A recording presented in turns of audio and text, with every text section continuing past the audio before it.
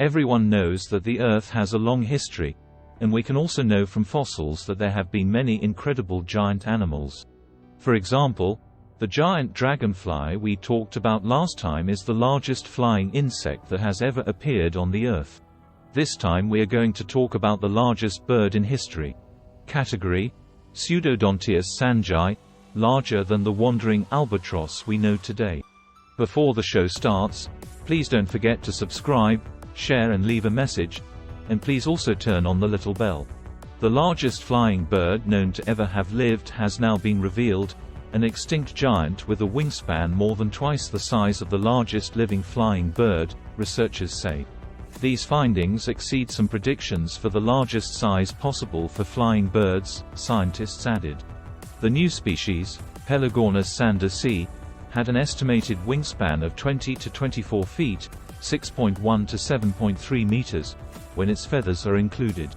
This is up to more than twice as big as that of the royal albatross, the largest living flying bird, which has a wingspan of about 11.4 feet, 3.5 meters. It's a really remarkable species, study author Daniel Kosepka, a paleontologist and curator of science at the Bruce Museum in Greenwich, Connecticut, told Live Science.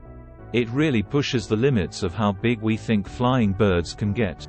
Getting a chance to add something like this to the avian evolutionary tree is really exciting. Until now, the biggest known flying bird was the extinct Argentavis magnificens, a condor-like titan from Argentina. It's disputed how large Argentavis's wingspan was. We only have one wing bone for it, Kosepka said.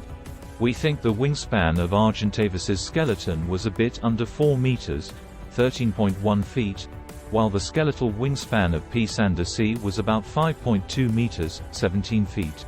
Now both of their wingspans would be longer once feathers are taken into account, but P. sandersi would still probably be larger than Argentavis.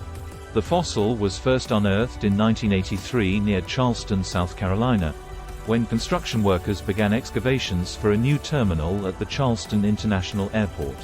It was named Pelagornis sandersi in honor of retired Charleston Museum curator Albert Sanders, who led the fossil's excavation. Giant bird, giant dig. The specimen was so large that it had to be dug out with a backhoe. The upper wing bone alone was longer than my arm, Kosepka said in a statement. The specimen, which consisted of multiple wing and leg bones and a complete skull, was very well preserved, a rarity because of the paper-thin nature of the bones in these birds. Its beak possessed bizarre tooth-like spikes that lined the upper and lower jaws, revealing the bird was a previously unknown species of Pelagornithid, an extinct group of giant seabirds known for these pseudo-teeth. These pseudo-teeth were not made with enamel-like true teeth, but were projections of bone from the jaw, Kosepka said. They are very conical and pointed, which suggests they were used for piercing prey. The most likely source of food for these birds were fish and squid near the surface of the water. This Pelagornithid lived 25 million to 28 million years ago.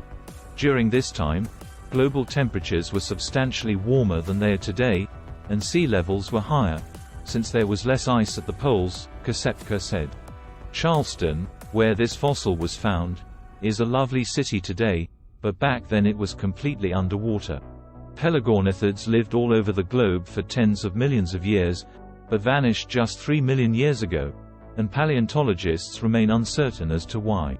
Pelagornithids were once found on every continent, including Antarctica, Kosepka said.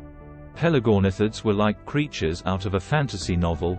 There is simply nothing like them around today. The paper-thin hollow bones, stumpy legs and giant wings of P. sandersi hinted the bird flew.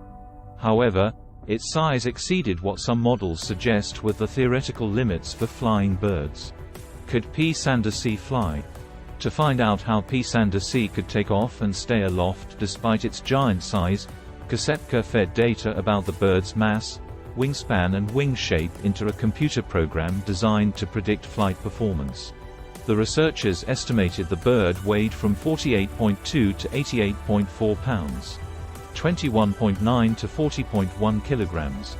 The model suggested the bird was an incredibly efficient glider, whose long, slender wings helped it stay aloft despite its enormous size.